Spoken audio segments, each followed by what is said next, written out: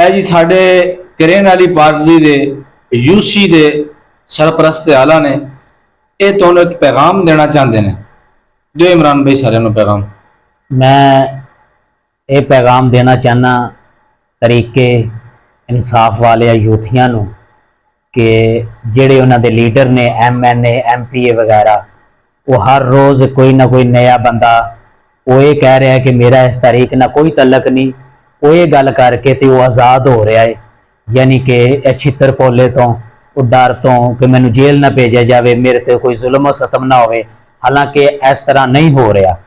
Police छापे वगैरह मार रही है, वो अपना अमल कर रहे हैं, लेकिन ये कह रहे हैं साडा कोई तलक नहीं है तरीक नाल, तरीके इंसाफ दे MNA MPA।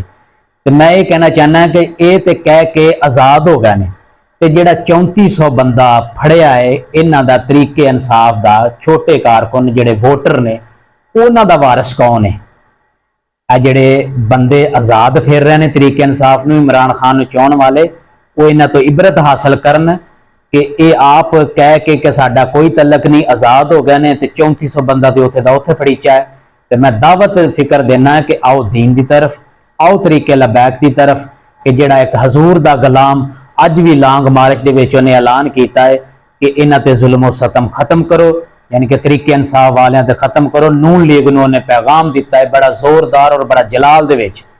ते मैं तुहानूं दावत देना वा, आ जाओ दीन दी सैड ते, तुहानूं एक दिन आउणा ते पैना ही है।